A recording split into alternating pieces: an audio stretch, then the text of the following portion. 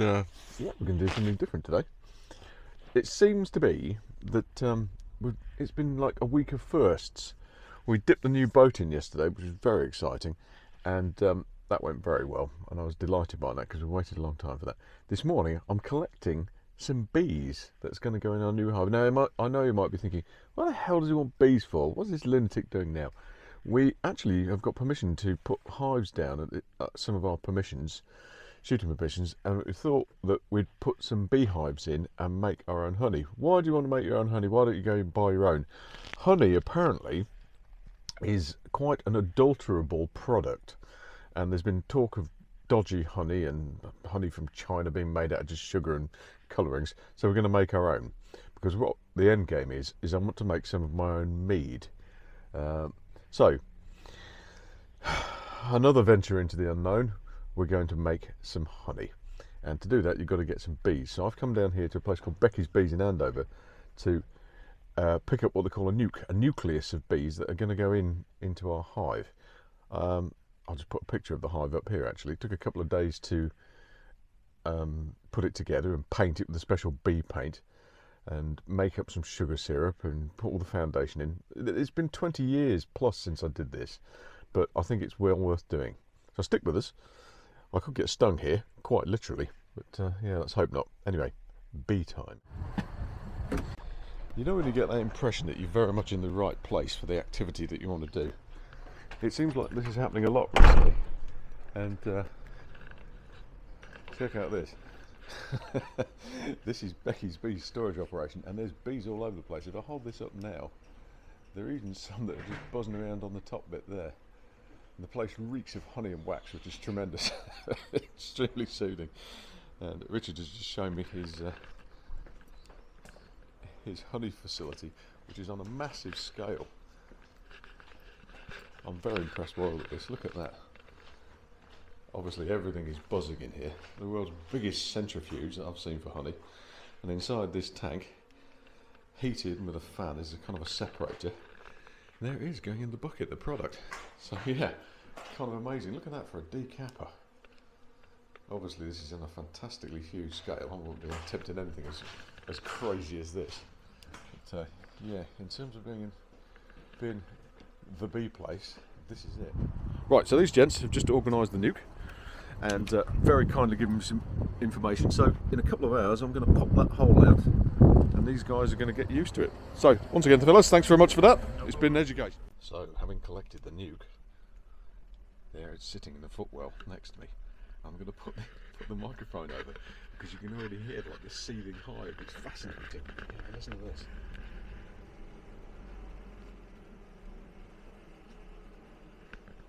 Oh, I do hope this goes well. And welcome back. And you might think this is a bold look, but nobody wants to get stung to buggery doing this. So I've put on my dear old Omaha beekeeper's kit, just so that when this lot open up, they don't all freak out and start bloody zinging and stinging me. But yeah, I think we'll be alright. What we're going to do now is just let these guys have 2 hours just flying around, orientating themselves. If I just move it round, you'll be able to see. Is it that button? What am I doing? Don't know what buttons to use on the camera. There we go. Right. Okay, yeah, there we go. Right, so there they are, southward orientation. And all I'm going to do now is just open up this little hatch at the front and let them have a little buzz about. So, here we go.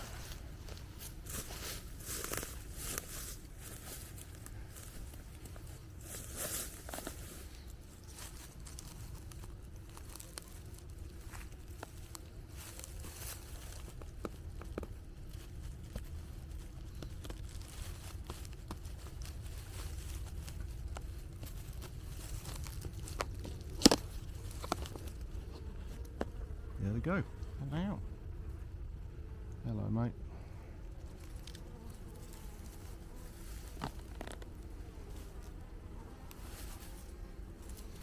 So we're going to leave them for about an hour or so just to get orientated. As you can see, they're all spilling out and in there. And then we're going to start transferring. So let's give them a bit of time to just settle in and reset their GPSs.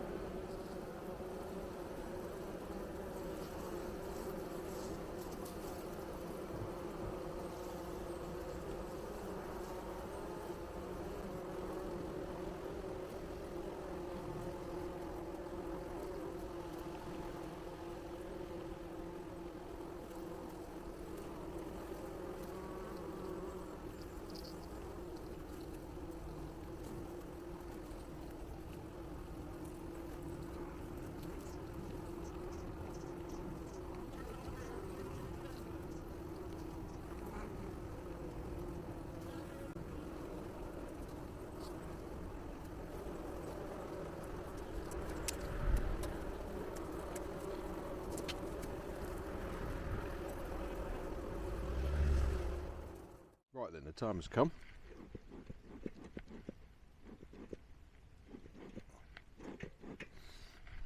And I've got my chuffer ready. Long story about these bloody things. When I was a kid, there was a slight accident with a wasp nest, and some beekeepers, well intentioned and everything, accidentally burnt my house down.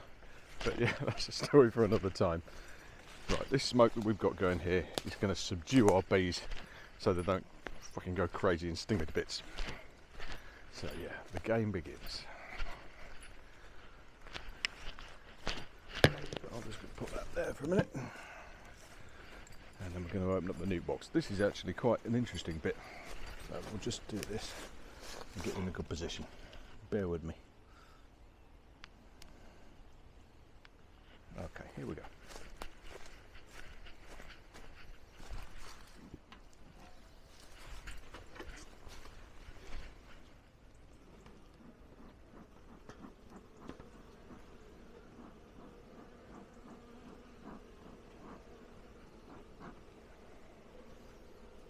There they are, all in the box.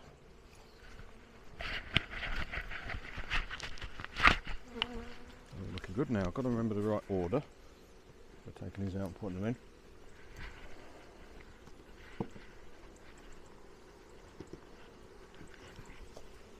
Excuse me, folks. Right, we're in business. One's loose.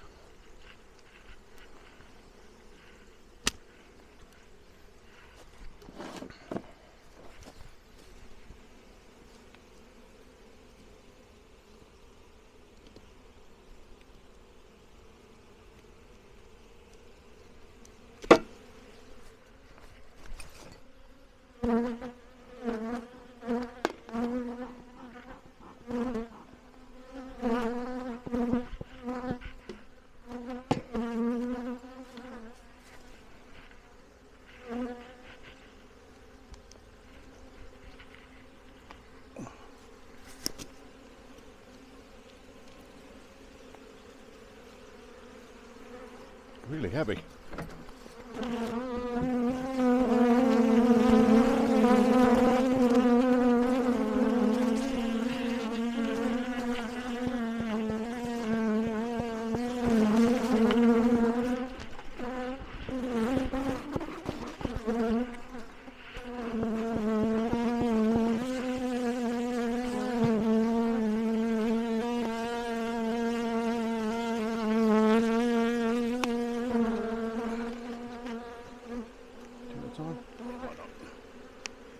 Come on.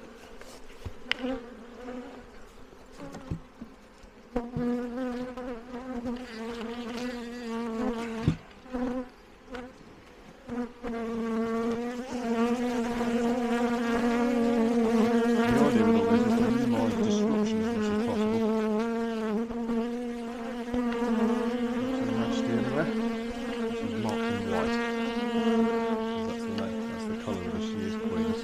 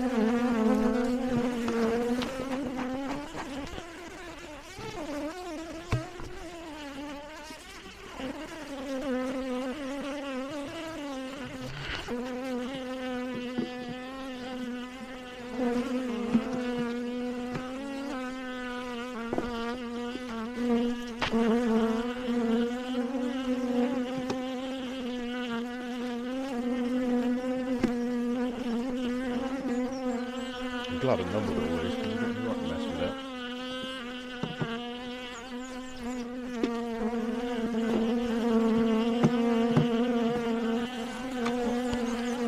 There we go. All in.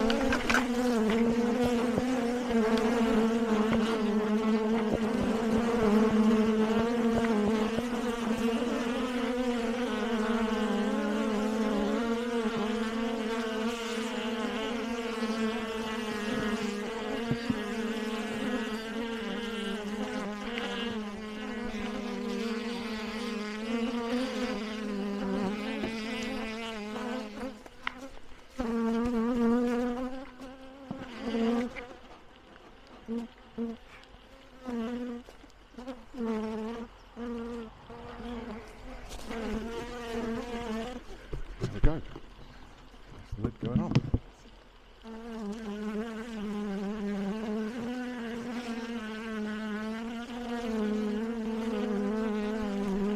There we go. Giving you the hive. These other guys here who just go buzzing around, they'll eventually get the message and join the Queen and the rest of them there.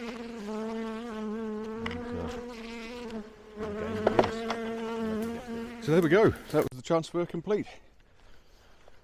So inside that bottom brood box, which is where all the action's happening and the Majesty is, didn't get to see her but wasn't really looking, to be honest. There's a full set of frames with all the brood and everything, and then in that next section we've got the crown board, on top of which is a dirty great feeder, which I will show you.